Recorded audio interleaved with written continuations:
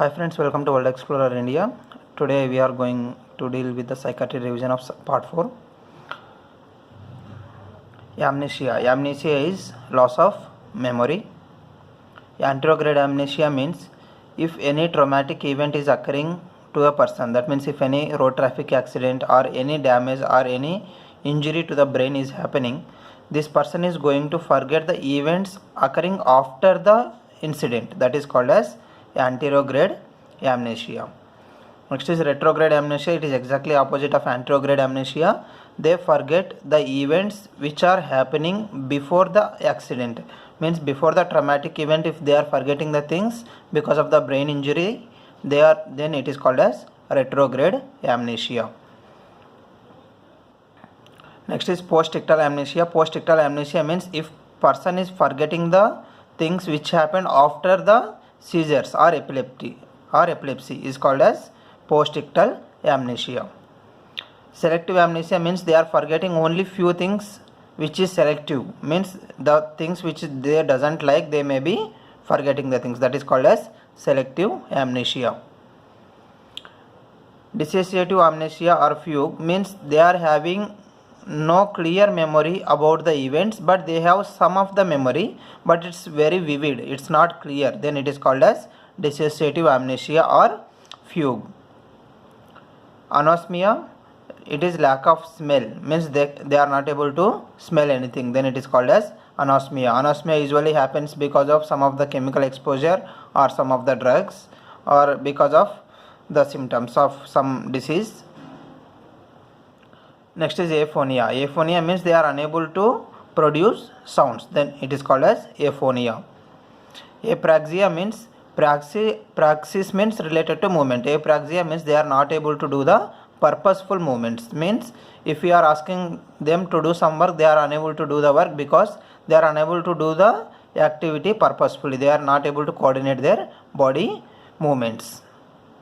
Next is borderline personality disorder. In this type of borderline personality disorder, these persons are having very extreme decisions.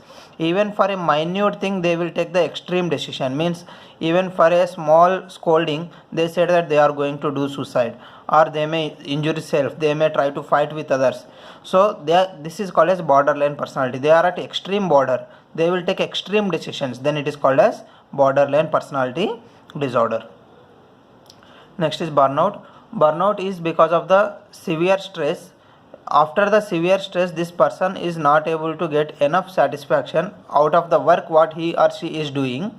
Then these persons tend to get away from that work. That means they want to leave that work and they want to choose a new venue. Then it is called as burnout. This is very common in nurses because they work under very stressful environments. So even the medical health professionals, they work in very severe stress. So these persons tend to leave their professions, then it is called as burnout. So burnout can be prevented with the help of coping strategies. So everyone has to develop their own coping strategies. They need to understand what will be the relaxing factor for them and they have to avoid the burnout.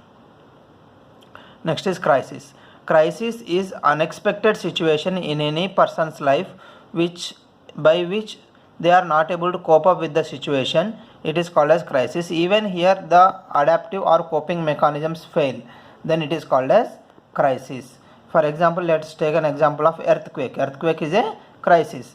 Here their coping mechanisms fail to help them, they are not able to adjust with the real situation.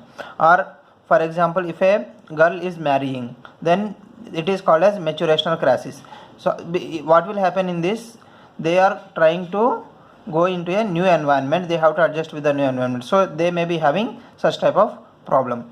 And next thing is situational crisis. If a person is losing a job and suddenly they have to cope up with the situation, then it is called as a situational crisis.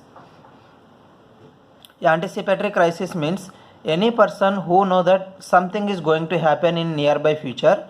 For example, if a person with severe illness, that is chronic illness, for example let's say cancer, that person know that person is not going to live anymore, they can live only for a short period of time. So what will happen, this type of things will create depression in a person, then it is called as anticipatory crisis. Even the relatives, they may be knowing that if a person is not going to survive, and they will be started grieving. Means this is called as anticipatory crisis.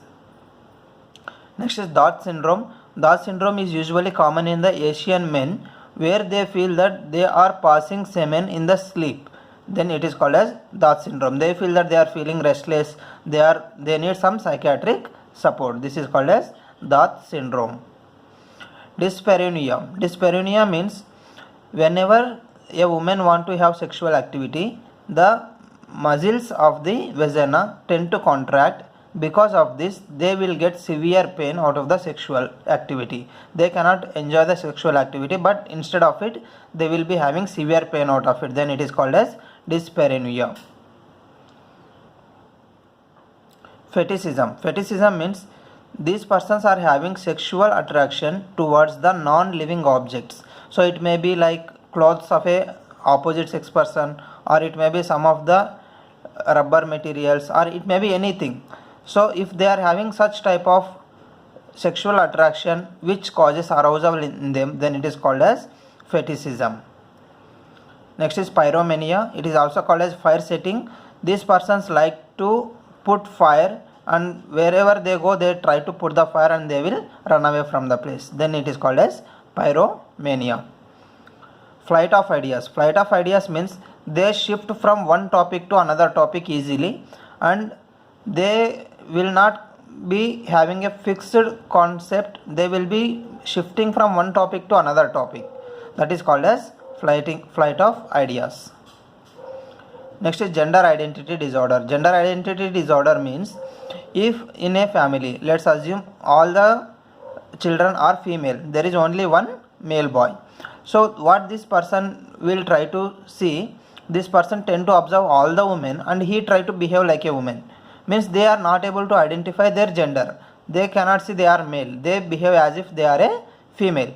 Let's say take in the vice versa. If there is all boys in a family, there is only one girl, she tend to behave like a boy. Means here in gender identity disorder, they feel that they are from the opposite sex. This is called as gender identity disorder. Next is dual role transvestism. Dual role transvestism means they are wearing both the types of sexes dress. That is called as dual role transvestism. They wear both the type of dresses, either male or female. Next is grief reaction. It can be explained in a simple manner: DAPDA, Kubler-Ross reaction, denial, anger, bargaining, depression and acceptance. Histrionic personality. Histrionic personality means they are very dramatic and they feel that they should be the center of attention.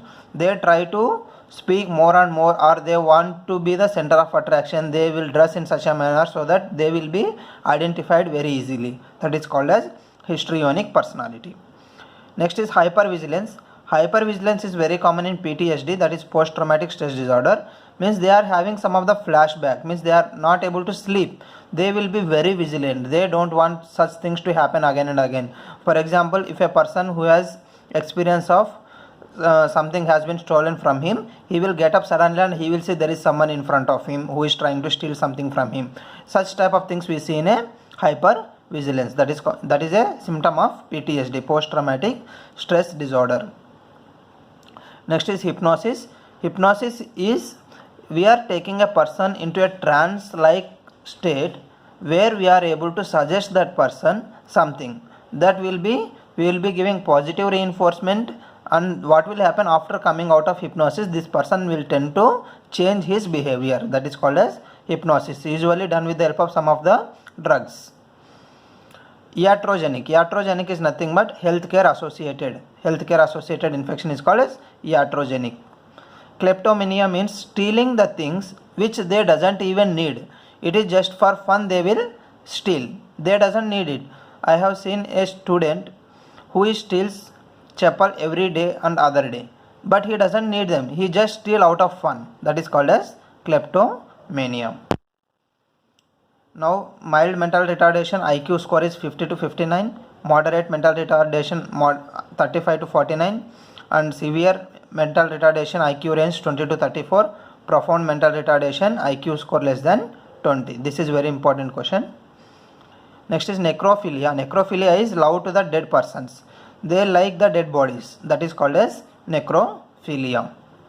Premature ejaculation. Here they are not able to maintain the sexual activity. Male persons are not able to maintain the sexual activity for a prolonged period of time.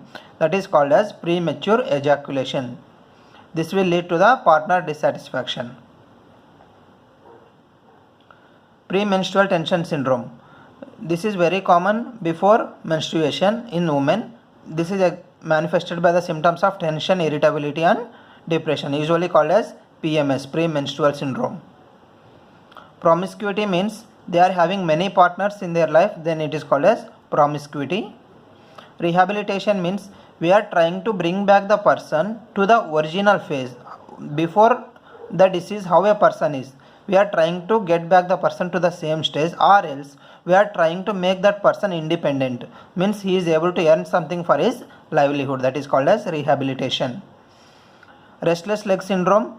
This is during sleep they are not able to, they are getting severe pain on the legs.